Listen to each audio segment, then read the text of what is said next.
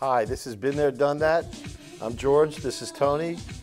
We haven't been here, we haven't done this yet, but we'll figure it out.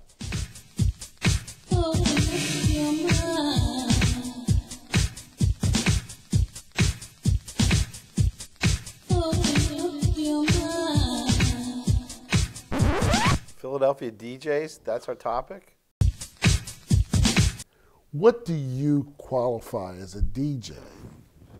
Harvey Holiday. There's Butterball. Yeah. You know, there was a list of about 8 or 9 of these guys that really started the Philadelphia music scene from the late 50s into the 60s and early 70s. High Lit, Don Cannon. Yes. You want to talk about DJs? Philadelphia has probably the best and most impressive list of DJs in the country as far as club DJs are concerned. The greatest class of DJs, which would be the Lee Jones, Lee Major, Cosmo Baker, Rich Medina, King Britt, Right. All the Scratch Mechanics, Ill Vibe Collective. Robbie Tronco, I got to throw him in. Listen, there are, of the top 40 DJs in the United States, 22 of them hail from Philadelphia. Diplo, who is huge. Next question. Restaurant week, I'm over it. I'm way over it. Mainly because I work with a lot of restaurants. I do marketing and PR. Philadelphia is a great city and has a great restaurant vibe and renaissance thing going, and it's now in its 3rd and 4th generation of great renaissance of restaurants. But the problem is, Philadelphia doesn't have what New York and LA and even Chicago have, and that is thousands, tens and thousands of people landing at our airport every day from foreign countries and from South America and Europe and Africa and Asia. We don't have that. So we really have to rely on a pretty modest pool of people that are going to go out to restaurants. And I sometimes just pull a number out. I say there's probably only about 50,000 people in Philadelphia that go out to real restaurants on a regular basis. Most restaurants, even the ones that do really well, are slow early in the week. You know, if they're lucky, they start picking up Wednesday and they make it through the weekend. There's only so many specials you can do to get, you know, to motivate people to go to restaurants.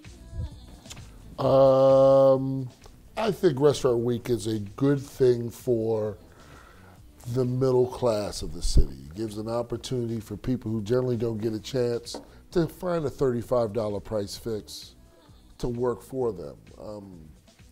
Where I think the problem lies with Restaurant Week, everybody wants to expand their brand of recreational habit to a full 7 to 10-day event.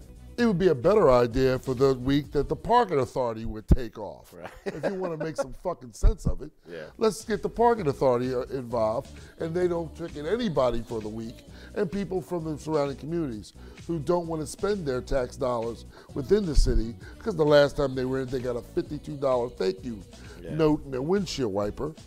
Let's try it that way.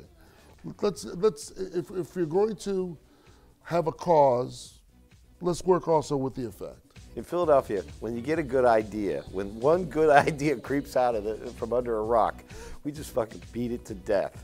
20 years ago, I did the series of beer festivals. We did the first beer festivals in Philadelphia, the first craft brew festivals. These were all unknown breweries at the time. A lot of them are still here. Some of them have gone and been replaced. But so we just told them, I said, listen, it's $300 or $400, whatever it was, to exhibit at our beer festival, or you bring an equal value of beer. Well, shit, none of them had any money, but they all had beer.